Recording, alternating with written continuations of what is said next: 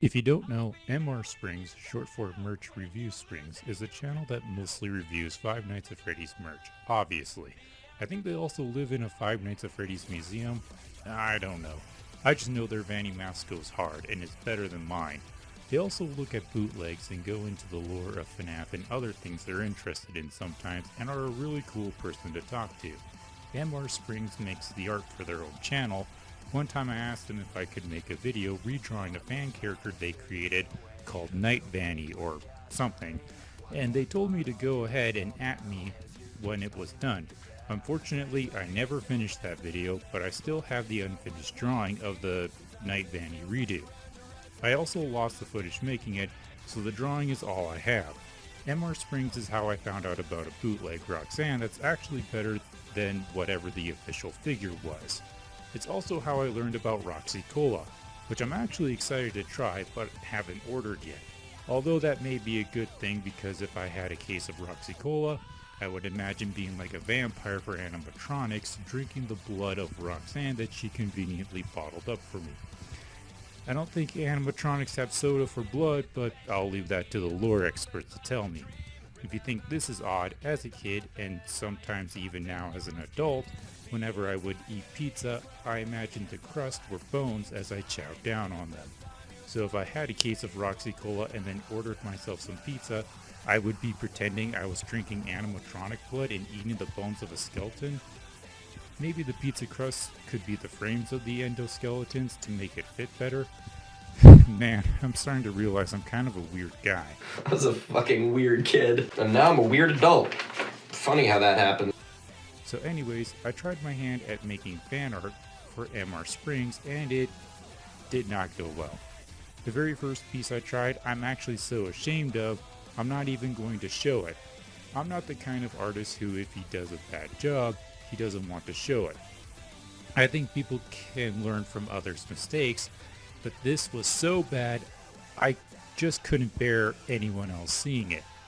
It was a test run for drawing Slinky, the rabbit character, before I went on to the real stuff. Everything went wrong with it and it looked absolutely horrible.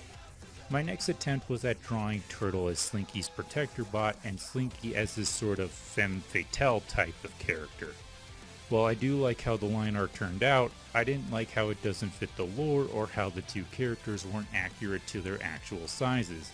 It doesn't help that I broke a few rules that applied to drawing Slinky, honestly making her look worse than the original in my opinion.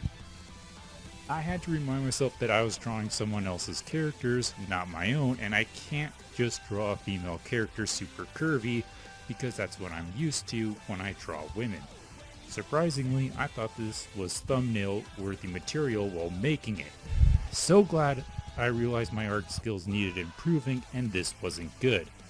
But yeah, in the end, although I liked the line art, it wasn't up to par and I never finished it. The final piece is the one you're all seeing in the background of this video. I'm really proud of how this one turned out, and best of all, the characters are the right sizes, so they don't look weird. I had some creative liberties with this, like drawing Slinky's line art using only dark purple since Turtle only uses green for his line work.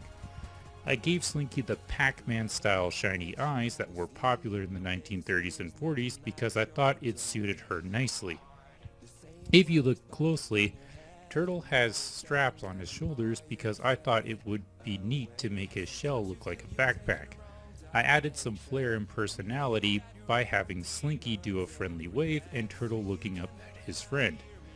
I was imagining this Toy Story thing going on in my head where every time Slinky holds Turtle, he's supposed to go limp and not move at all.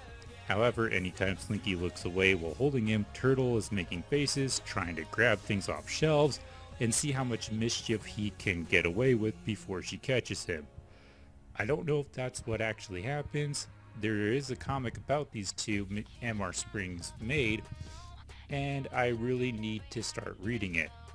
Even though the journey was painful at times, I had a lot of fun practicing by drawing another person's characters and learning how to draw in their style. I will be applying what I learned from this to my art style from now on, as it has improved my drawing tenfold.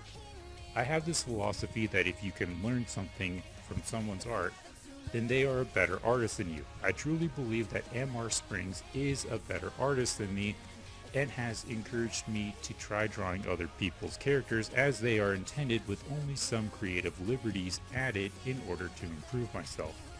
I was also thinking of maybe paying MR Springs to do a commission of one of my characters and getting it printed on poster to put it on a wall.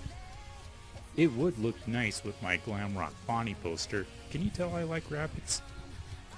I'll maybe even get a Slinky plush at some point, if the damn things can stop being sold out by the time I have money for one. But most importantly, I hope all of you watching enjoyed me rambling about weird stuff like pizza bones and animatronic blood while showing you the creative process behind my fan art.